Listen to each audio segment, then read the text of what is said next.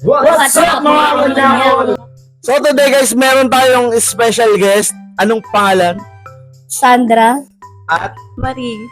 meron tayong special guest kung saan tatanungin natin sila sa mga mahalagang aspeto kung paano ba pumili ang mga kababaihan ng kanilang maging partner. First question ako na magbibigay. Gaano ba kahalaga sa inyo yung physical appearance ng isang lalaki? Sa akin, physical appearance, hindi naman ako bumabase dun.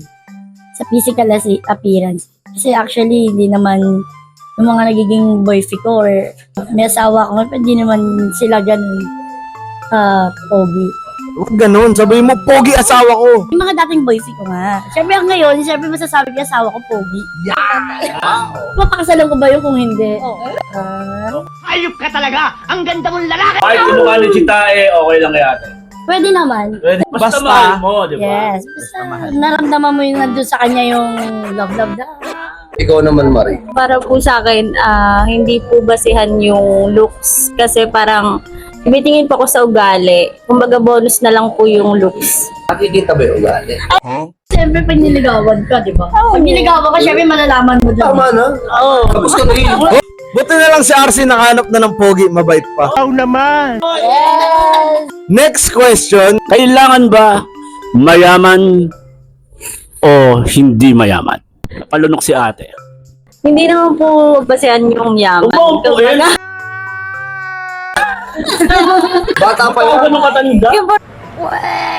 importante po yung kayang magtrabaho, hindi ba po kailangan ng mayaman.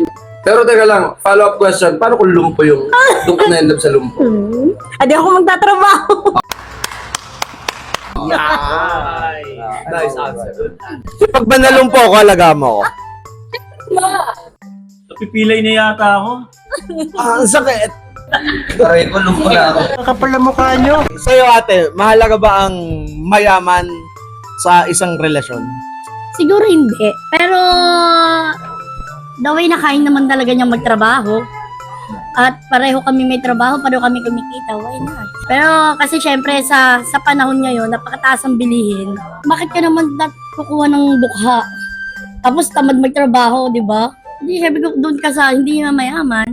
Pero okay na rin sana mayaman. Para sa aking question naman, kailangan ko ng special participation. Okay, okay. Pahawak lang to. Ate, mahalaga ba ang mahaba? At kung oo, sabihin mo kung gaano kahaba yung sa last na naging boyfriend mo, hindi sa asawa mo Sabihin mo stop kapag kahinto na. Okay, 1, 2, 3. Ang haba! Na, Para ba sa'yo, mahalaga ba ang mahaba? pwede na rin mataba. Anong mataba? Pasensya ang tinatanong ko ha. Oo. Pasensya. Mataba yung pasensya. Niya kasi mataba ako.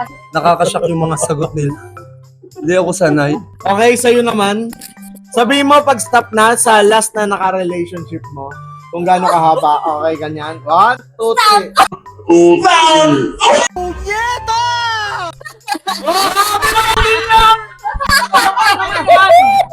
Nakikiliti ka lang dyan.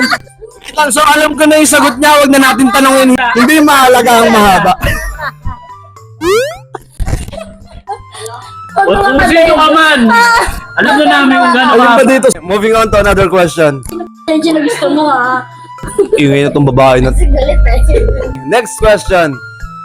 Based on sex experience tayo. Sa loob ng isang araw, nung unang tagpo nyo, saan nyo kadalas ginawa? Wala! So, gaano kayo kadalas? Hindi ko masabi. Yun pala. Araw-araw, pero hindi lang niya talaga naramdaman. Okay. Tumungo naman tayo sa isa nating special guest. Tanong nga ulit. Based on your previous relationship, gaano nyo kadalas ginawa ang chuwari-wap? Ang chihuahua, twice in a day, gano'n. Pwede Kasi na. nga, di ba nga, kasi nga mahaba. Ang tumagal, parang once a month na lang, twice a month. Minsan kasi thrice a year na lang kasi hindi, LDR, tapos gusto niya na ng iba, mas gusto niya na ng sexy. So, dahil LDR, ginawa nyo ba ang come to come? Ay, hindi. Wala. Malinis sa record. Here's your question. Have you ever been experienced a video call? Hindi ba po?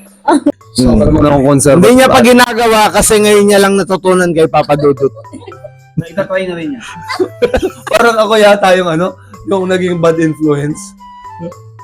Huwag mo susubukan ha. Sira buhay mo. Hanggang dito na lang kami mga manyakol. Sana meron kayong mga natutunan sa mga special guest namin ngayon. Oo. At kung nagustuhan niyo yung video na to, meron kaming TikTok, Facebook at YouTube. Pati Instagram, paki-follow na rin. At kung meron kayong idea na gustong idagdag or isuggest, i-comment nyo lang yan. Hanggang dito na lang.